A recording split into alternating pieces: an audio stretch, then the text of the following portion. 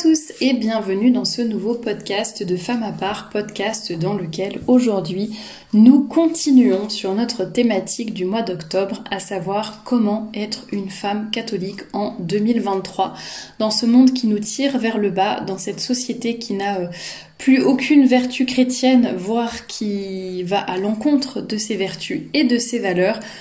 Comment faire quand on est une femme catholique et que l'on veut garder la foi, l'espérance, la charité? Nous avons déjà abordé le sujet de la foi et de l'espérance dans les podcasts précédents et aujourd'hui nous allons parler de la charité, donc cette troisième vertu théologale qui est là aussi pour nous porter. On en parle beaucoup à l'heure actuelle, charité chrétienne, par charité tu devrais faire ça, si tu étais vraiment charitable tu ne ferais pas ça. Charité bien ordonnée commence par soi-même, etc., etc. Nous allons un petit peu parler de tout cela et voir comment garder un juste milieu et comment se comporter dans notre société.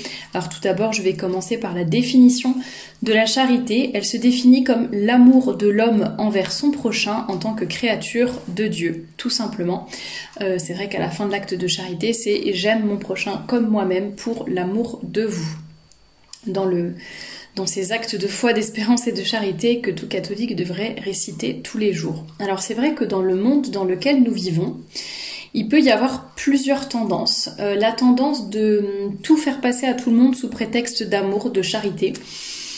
L'essentiel c'est qui s'aime, l'essentiel c'est toi si tu t'aimes, que tu aimes ce que tu fais ou ce que tu choisis, c'est l'essentiel, que tu aimes, que tu es heureuse, etc. C'est un peu les lieux communs que l'on entend tout le temps. Soit on peut avoir la tendance un petit peu inverse, donc qui n'est pas de tout excuser ou de tout laisser passer au nom de soi-disant l'amour, qui est un amour faussé bien sûr, mais voilà, un peu déréglé. Il y a la tendance inverse qui consiste à se dire, en fait quand on voit le monde dans lequel on vit, les gens qui nous entourent, etc., c'est pas facile de garder le cap, de garder la foi. Et on peut avoir aussi cette envie ou cette tendance de se recroqueviller sur soi-même, de s'isoler, un peu de fermer son cœur, de s'endurcir un petit peu face aux épreuves, aux mauvais comportements des autres. C'est un peu une façon de se protéger, on va dire. Et on va faire comme ça, ce qui n'est évidemment pas non plus une attitude charitable. L'idéal étant d'avoir finalement un juste milieu entre le fait de à la fois se protéger, on est bien d'accord, contre toutes ces mauvaises choses qui pourraient mal nous influencer dans le monde, et en même temps continuer d'aimer notre prochain, d'évangéliser, de faire de l'apostolat, d'être des témoins de l'évangile, etc., etc. J'ai déjà parlé du cœur de la femme, parce que bon, charité, amour, cœur, tout ça c'est relié. Il y a la thématique du cœur qui a déjà été développée dans un podcast du mois de septembre, la thématique du mois de septembre, c'était « Femmes, qui êtes-vous ?» Et donc on avait déroulé selon les 3 axes âme, cœur et volonté, et donc très certainement, si vous ne l'avez pas écouté, en tout cas je vous encourage à écouter ce podcast qui très certainement vous intéressera, sur le cœur de la femme, un petit peu les dangers dans lesquels elle peut tomber, en même temps les grandes vertus, le grand potentiel qu'elle a à travers son cœur et tout l'amour qu'elle a à donner. Donc je vous encourage à écouter ce podcast, que je ne vais pas tout répéter bien entendu, il s'agit de faire cette thématique-là sous un autre angle, mais ça pourrait bien compléter et vous intéresser, donc n'hésitez pas à aller voir. Et puis de toute façon, vous pouvez aussi compléter tout ce que je dis par des articles du blog, vous allez sur femmeapart.com, le lien est dans la description, et là vous avez des tonnes et des tonnes d'articles qui sont triés par catégorie. Il y en a des centaines et des centaines depuis le temps que j'ai lancé le blog en mai 2016, si je me souviens bien, à raison d'à peu près, en tout cas depuis 2018, à peu près 2 articles par semaine. Vous aurez de quoi faire si vous voulez approfondir tel ou tel sujet, donc n'hésitez pas à aller voir. Alors dans le livre du père Bateman, pareil, le lien est dans la description. Vous êtes nombreuses à m'avoir dit que déjà vous l'aviez acheté ou que ça vous donnait envie de l'acheter et de le lire. Il est vraiment génial, donc je ne peux que vous le conseiller. Le lien pour l'acheter est dans la description. Donc dans ce livre, Formation de la jeune fille, l'auteur nous dit « Comme Jésus nous a aimés, lui ». Que de chrétiens cependant n'ont pour lui qu'un amour pâle, décoloré, sans profondeur et sans délicatesse. Si nous aimions quelqu'un, serions-nous contents qu'il nous aime comme nous nous contentons d'aimer Dieu? Bon, à chacune de faire son examen de conscience par rapport à cela, mais nous devons être enflammés d'amour pour Dieu. Et ça s'entretient, on en avait parlé dans le podcast sur la foi, donc je vous laisse vous y référer, hein, publié il y a 15 jours. Ça s'entretient, l'amour que l'on porte pour le bon Dieu. Donc je vous laisse réécouter cela, mais c'est vrai qu'il faut entretenir la flamme de l'amour que nous avons pour Dieu et tout faire pour lui montrer au quotidien que nous l'aimons. Et comment le faire? Eh bien, premièrement, en respectant ses commandements. Alors c'est drôle parce que ça va très certainement à l'encontre, enfin c'est drôle, humour noir, hein, mais ça va probablement à l'encontre de tout ce que nous dit le monde qui nous promet la liberté, le bonheur, la vérité, toutes ces notions, mais qui sont tellement faussées à l'heure actuelle, et on le voit avec le taux de suicide, de mal-être, il me semble que la France est l'un des pays où les habitants consomment le plus des antidépresseurs, etc. Donc on le voit qu'il y a quand même on nous a jamais autant rabâché les notions de liberté, de bonheur, d'amour, chacun fait ce qu'il veut, etc. Et pourtant les gens n'ont jamais été aussi malheureux. Nous aurait-on menti? Tiens donc. Donc première façon d'expérimenter la charité et l'amour de Dieu, c'est en respectant ses commandements. Et c'est là qu'on trouvera la vraie liberté et le vrai bonheur, tout simplement parce qu'on sera dans la vérité. Et comme c'est dit dans les évangiles, c'est la vérité qui vous rendra libre. C'est pas le fait de faire ce qu'on veut, ça peut apporter un plaisir un plaisir passager qui va flatter nos passions, qui va être pourquoi pas agréable sur le moment, nous donner une illusion de bonheur, d'amour, etc. Mais finalement, ça n'est pas ce qui va nous rendre profondément heureux, et on sentira en fait qu'on n'est pas en accord avec notre nature humaine, avec notre sexe féminin par exemple, avec les talents particuliers que l'on a reçus. Si on n'est pas en accord avec tout ça, finalement, donc il va nous manquer cette vérité, et donc on ne pourra pas s'épanouir, on ne pourra pas avoir un vrai bonheur, une vraie plénitude, tout simplement parce qu'on ne sera pas dans le vrai. Et c'est pareil pour la liberté. La liberté, c'est en fait c'est choisir librement de faire le bien. C'est ça la vraie liberté, c'est de choisir de faire le bien volontairement et de faire ce qui est bien pour nous. Et c'est ça où on est vraiment libre parce qu'on le décide. C'est ce qui est bon pour nous, ça correspond à nos aspirations profondes, etc. Et ça n'est pas de faire ce que je veux, quand je veux, peu importe, etc. Ça, c'est pas ça qui va nous rendre heureux. Donc voilà, liberté, bonheur, vérité. Je vous laisse un peu réfléchir à ces notions-là. J'en ai déjà parlé dans de nombreux podcasts. N'hésitez pas non plus à vous y référer. Vous tapez les mots-clés en barre d'infos ou sur le blog et vous trouverez pas mal d'articles et de podcasts à ce sujet. Donc premièrement, respecter les commandements de Dieu. Deuxièmement, faire sa volonté. Ça rejoint un peu ce que je disais juste avant. Hein. Si notre attitude est conforme à ce que le bon Dieu attend de nous, et le bon Dieu, il veut notre bonheur en fait, il sait ce qui va nous rendre heureux, c'est pas juste tiens, arbitrairement, je vais imposer ça et ça à la nature humaine, ça aux femmes, ça aux hommes, ça à telle personne, ça à Thérèse, ça à Marie, ça à Paul, Jacques, Jean. Voilà, il sait ce qui est bon pour nous et ce qui va nous rendre profondément heureuses. Et donc essayons de faire sa volonté, parce que même si on ne le comprend pas toujours, même si c'est pas toujours évident pour nous, mais au final c'est vraiment ça qui nous rendra heureuses. Et qui nous remplira d'amour aussi. Et on sentira aussi l'amour de Dieu pour nous quand on voit les choses de ce côté-là. Moi je le vois, peut-être avec la maturité, la vieillesse. Dans ma vie, je trouve que pendant un certain temps, je pense, je me battais un petit peu contre les épreuves, enfin je sais pas comment dire, mais presque je les refusais, ou je refusais de les voir, ou je faisais un peu la sourde oreille, ou comment dire, je pense que j'avais une attitude pas très productive, on va dire, face aux épreuves, qui en fait finalement amplifiaient les souffrances. Et depuis un certain temps, avec la grâce de Dieu, j'arrive à prendre les choses avec un peu plus de philosophie et de recul, et à me dire, ça sert à quoi de se battre contre des moulins à vent? Donc je fais de mon mieux, j'essaye de surmonter les obstacles dans la vie spirituelle, dans la vie professionnelle, etc. Mais en tout cas, j'arrête de me battre contre des moulins à vent, quoi. Et en fait, je me dis, quand on accepte la volonté de Dieu pour des choses qui sont pas du tout évidentes pour nos vies, et on a de grandes aspirations, mais le bon Dieu ne l'a pas vu de cet œil-là, où il nous mène sur une voie complètement différente, des choses auxquelles on n'aurait pas pensé, etc. Se rebeller contre tout ça, finalement, ça va nous rendre plus malheureuses qu'autre chose. Et il faut aussi essayer d'apprendre à respecter cette volonté et tout faire pour finalement faire confiance au bon Dieu, quoi. Et dire, voilà, si vous voulez ça pour moi, c'est que c'est le meilleur.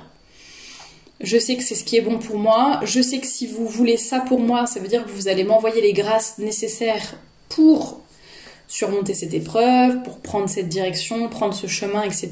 Parce que Dieu ne nous envoie jamais d'épreuves plus grandes que ce que nous pouvons supporter. Et ça, je trouve ça assez réconfortant.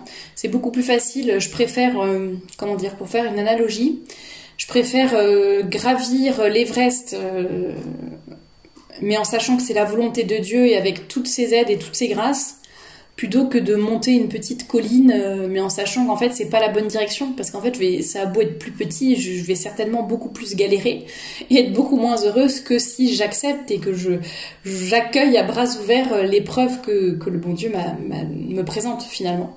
Mais bon, ça c'est des cheminements à faire aussi, mais c'était juste une petite analogie. Je sais que vous aimez bien quand je partage un petit peu mes expériences personnelles. J'avais noté aussi, donc au-delà de respecter ses commandements, faire la volonté de Dieu, penser souvent à lui. J'en avais un petit peu parlé, je crois, dans le podcast sur la foi et sur l'oraison, la méditation, etc. Mais effectivement, quand on aime quelqu'un, on pense à lui tout le temps, on n'arrive pas à se l'enlever de la tête, on veut lui écrire des messages, l'appeler, entendre sa voix, être en sa compagnie, etc. Eh bien, ça doit être un petit peu la même chose pour le bon Dieu. Il faut penser à lui très souvent. On ne pense pas à lui que le dimanche ou que pendant le temps de la prière du matin, le temps de la prière du soir. Essayons de penser à lui dans la journée, de lui confier nos travaux, ce qu'on va faire au quotidien, etc. Quand on cuisine, quand on coud, quand on va commencer un travail important. Moi, très souvent, avant de commencer les podcasts, je fais un petit signe de croix et une prière au Saint-Esprit pour être bien inspiré pour vous parler. Voilà, il y a vraiment... vous passez devant un calvaire, vous pouvez faire votre signe de croix. Vous passez devant une église, déjà vous pouvez rentrer dedans. Si vous n'avez pas le temps, vous pouvez juste dire « Mon Dieu, je vous aime. Mon Dieu, que votre volonté soit faite. Mon Dieu, aidez-moi. Cœur sacré de Jésus, j'ai confiance en vous. » Enfin voilà, il en existe des tonnes d'oraisons jaculatoires et c'est comme ça qu'on montre à Dieu, qu'on pense à lui, qu'on entretient notre amour pour lui. Et bien sûr, ça rejoint la définition même de la charité, aimer son prochain, aimer notre prochain, donc notre entourage en priorité, notre famille, ceux qui nous entourent, nos collègues, toutes les personnes que l'on va côtoyer au quotidien, les commerçants, nos voisins, etc. Les aimer. C'est le père Bateman dans son livre qui dit « Celui qui n'a pas de zèle n'a pas d'amour. Notre Seigneur est mort pour ses âmes. Que ferons-nous pour elles ?»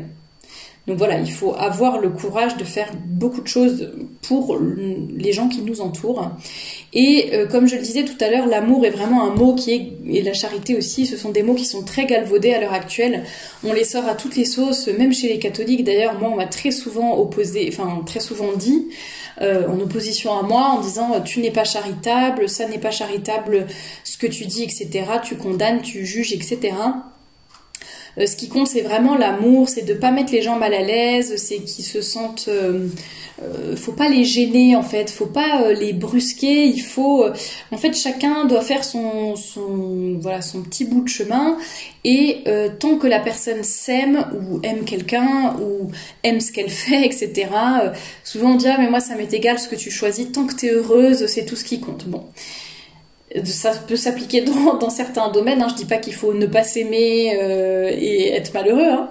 Mais ne pas être heureux, mais c'est un peu limitant comme pensée. Et la vraie charité chrétienne, finalement, consiste à vouloir le bien de l'autre. Et vouloir le bien de l'autre, ça peut tout aussi bien être l'entourer d'affection, l'encourager dans ses projets, le réconforter dans ses peines, l'encourager quand cette personne tombe et limite j'allais dire voilà, être là physiquement, l'aider à se relever et à surpasser ses épreuves. La charité, ça, voilà, vouloir le bien de l'autre, c'est ça, mais c'est aussi dire les choses quand ça ne va pas. Donc vous avez une amie qui vous dit qu'elle va vivre en concubinage et donc voilà, sans se marier ni quoi que ce soit, et qu'elle n'y voit pas d'inconvénient, vous, en tant que catholique, votre devoir, en fait, surtout si cette personne se dit catholique, et bien évidemment, c'est de lui dire quelque chose. Et bien sûr, ça se fait d'une certaine façon, au bon moment. Vous n'êtes pas forcément la personne la mieux placée. Enfin, tout n'est pas à dire tout le temps à tout le monde. On n'est pas là pour pointer du doigt toutes les erreurs de tous les gens qu'on côtoie, etc. Vous n'avez pas commencé à dire à la boulangère excusez-moi, vous devriez vous marier, c'est pas bien d'avoir eu un enfant en mariage. Enfin, vous voyez ce que je veux dire, faut réfléchir avant de parler. Et bien sûr, on n'est pas toujours la mieux placée pour dire tout à tout le monde, mais si c'est une amie qui est proche, si c'est une personne qui vous demande votre avis aussi, ça peut être un collègue par exemple, parfois c'est super gênant. Moi ça m'est déjà arrivé, c'est horrible, hein, quand on a, voilà, mais ça c'est un péché, hein, c'est le respect humain, mais quand on a des gens, quand il y a des gens qui vous posent des questions et vous connaissez bien la réponse, et en fait c'est horrible parce que ça va les mettre en face de leur péché ou de ce qu'ils doivent faire pour se remettre sur la bonne voie, etc. Tiens Thérèse, est-ce que tu crois que... ou moi ça m'est déjà arrivé, hein, qu'on me demande mon avis pour des tenues par exemple. Et franchement c'est dur, hein, quand vous avez une amie ou qui vous montre, qui fait déjà beaucoup d'efforts pour la modestie, pour la décence, etc., qui vous envoie une photo ou je sais pas, quelque chose qu'elle a trouvé en ligne, qui est trop court ou trop décolleté par exemple, et qui vous dit « Ah ça y est, j'ai enfin trouvé ce que je cherche, regarde, alors qu'est-ce que t'en penses, est-ce que tu crois que ça va ?» Ah, quand c'est une amie proche et qu'elle vous demande votre avis en plus, vous devez lui dire que c'est trop court, que c'est trop décolleté, etc. Je peux vous assurer que c'est pas facile et en même temps, c'est la bonne chose à faire. Après, il y a manière et manière de le faire. On peut très bien dire les choses de façon tout à fait délicate et sans offenser la personne et en même temps lui dire en fait vraiment ce que l'on pense. Donc voilà, c'est pas facile, mais je vous encourage à le faire et c'est ça la vraie charité. Et puis c'est aussi nous d'accepter, hein, quand on nous fait des remarques aussi qui sont pour notre bien plutôt que de nous vexer, n'est-ce pas? Et puis ça, je voulais faire une toute petite parenthèse sur le fait d'être franche, etc. Il y en a beaucoup qui disent ouais, moi je suis franche, moi je dis les choses comme ça, j'ai pas de filtre, etc. Bon ça c'est pas de la vraie charité. Certes vous allez dire la vérité, mais vous pouvez emballer la vérité. Ça veut pas dire la déformer, mais c'est juste la présenter d'une façon qui ne va vexer personne, ou en tout cas qui va être la plus charitable possible. De toute façon, et c'est vrai qu'aujourd'hui on nous dit beaucoup faut pas juger, on peut pas savoir, nan, tu sais pas ce qu'il y a derrière telle personne, tu sais pas ce que les gens ont vécu, peut-être que pour eux c'est déjà un effort, et ceci et cela. Et moi je sais qu'on me dit beaucoup, il faut que tu arrêtes de juger, c'est un jugement, c'est pas chrétien de juger les autres, et enfin, c'est ce qui revient tout le temps, c'est pas charitable, c'est pas la charité chrétienne, etc. Et en fait, pas du tout. La charité chrétienne consiste à dire aussi la vérité. Alors, comme je l'ai dit, il y a manière et manière de le dire. Moi, l'avantage que j'ai, c'est que je ne vous vois pas, je ne vous connais pas pour la plupart. Donc, en fait, je dis juste ce qui me semble le plus juste possible, de la façon la plus gentille possible. Et pour vous aider à progresser, pour nous aider à progresser, très très souvent, je m'inclus dans les efforts qu'il faut faire, dans ce qu'il faut mettre en place dans nos vies pour qu'on s'améliore, pour qu'on devienne de grandes femmes, de saintes femmes, etc. Je m'inclus dedans, hein, dans tous les progrès et les améliorations à avoir. Donc, mais si, il faut dire les choses. Alors, si vous appelez ça un jugement, appelez ça un jugement. Mais en tout cas, il faut savoir le dire. Ça peut être difficile à entendre pour certaines personnes, je suis bien d'accord. On ne dit pas tout à tout le monde, hein. Pareil, quand vous venez parfois me voir par mail, vous m'exposez votre situation et un peu votre cheminement, ce que vous avez fait jusqu'à présent, etc. Je sais pas, ne serait-ce que quelqu'un qui se convertit, qui me demande pour aller à la messe, ah j'ai honte, j'arrive pas à aller à la messe tous les dimanches, et puis en même temps elle me raconte une espèce de conversion fulgurante, improbable, et enfin un énorme changement dans sa vie par rapport à ce qu'elle faisait avant, etc. Puis elle a déjà tout chamboulé, plein de choses pour mettre en place plein de choses géniales dans sa vie, et puis elle me demande des conseils pour la messe. Enfin moi je vais pas lui dire oh, mais c'est un péché de pas aller à la messe tous les dimanches, etc. Bah non, je vais encourager, je vais dire c'est déjà très bien ce que vous faites, vous avez vécu une grande conversion, beaucoup de changements, vous avez mis ça en place, vous inquiétez pas, ça va venir, vous ferez de votre mieux, nanana, enfin Voilà, et c'est évident, on s'adapte aussi à notre interlocuteur. Et pour ça, je voulais vous dire aussi, si un jour vous avez un doute pour quelque chose par rapport à vous ou par rapport à des amis, eh bien, demandez à votre confesseur, demandez à un prêtre. Les prêtres, en fait, en public, ils vont vous donner les commandements de Dieu et ce qu'il faut faire pour tout le monde. Et par contre, en privé, ils savent s'adapter à votre cas. Ça ne veut pas dire qu'il y a une théologie publique, une théologie privée, des péchés, des choses qui sont péchées si on en parle en public, et par contre en privé, vas-y, fais-le, ça passe. C'est pas du tout ça. Mais justement, les prêtres, ils sont pédagogiques, ils connaissent les âmes aussi, et quelqu'un qui vient de se convertir, ils vont pas du tout dire la même chose à quelqu'un qui chemine que à quelqu'un qui, par exemple, comme moi, ils peuvent être beaucoup plus exigeants, et ça serait tout à fait normal parce que je suis baptisée depuis que je suis toute petite, j'ai toujours été dans une famille catholique, et c'est bien normal que les prêtres n'aient pas les mêmes exigences, par exemple, par rapport à moi. Donc si vous avez un doute, n'hésitez pas à demander à votre confesseur. Si par exemple vous n'êtes pas sûr, moi un jour j'ai eu un doute sur quelque chose qu'une amie m'a dit, et bon, clairement pour moi c'était du vol, mais bon, j'étais pas non plus sûre, etc. Donc justement, comme j'étais pas sûre de moi, plutôt que de condamner tout de suite, j'en ai parlé au prêtre en lui disant est-ce que c'est moi qui ai délire, ou est-ce qu'on est d'accord, là c'est quand même du vol. Et je lui ai dit que j'ai pas osé dire quelque chose, et en même temps que je savais pas, est-ce que j'aurais dû dire quelque chose ou non, c'était pas ma place et il vaut mieux se taire, etc. Voilà, mon confesseur il m'a conseillé, il m'a dit ce que je devais faire, il m'a dit voilà, puis c'est tout, vous voyez. Donc quand on a un doute, on peut aussi demander à son confesseur, à des prêtres qui auront le recul et les grâces, l'expérience nécessaire aussi pour bien nous guider dans cette charité chrétienne qui n'est pas toujours évidente. C'est comme j'en parlais au tout début, charité bien ordonnée commence par soi-même. Parfois on a du mal à trouver le juste milieu entre être gentil, être charitable envers les autres et en même temps ne pas se laisser marcher dessus. Surtout en tant que catholique, parfois les gens ils tirent un petit peu trop sur cette corde-là et sur cette corde sensible. Ah oui, mais quand même t'es catho, donc t'es censé aider, t'es censé faire tout ce qu'on te demande, toutes les associations, tout le bénévolat et ceci, cela. Voilà, il y a des gens qui pensent que comme on est catho, charité chrétienne et on est obligé de tout faire. Bien non, bien évidemment, on n'est pas juste des machines à rendre service à droite et à gauche, et c'est pas parce qu'on est catholique et charitable qu'on doit répondre positivement à toutes les demandes. Encore une fois, à voir avec votre confesseur, avec un prêtre, avec quelqu'un de confiance, si un jour vous avez un doute et que vous vous dites est-ce que c'est moi qui suis égoïste, ou est-ce que non, c'est l'autre personne en face qui abuse et j'ai pas du tout à accepter. Ou pareil, quand on vous demande de l'argent ou je ne sais quoi, parfois c'est difficile de dire est-ce que c'est moi qui suis avare, ou est-ce que non, ça va, j'ai le droit aussi de garder de l'argent pour mes projets, mes petites économies, etc. Pareil, souvent un prêtre ou un tiers de confiance aura le recul nécessaire pour vous aider là-dessus. Donc pour moi, il faut vraiment faire attention à cette notion de charité et toujours rester dans l'équilibre, faire attention aux personnes toxiques par exemple aussi.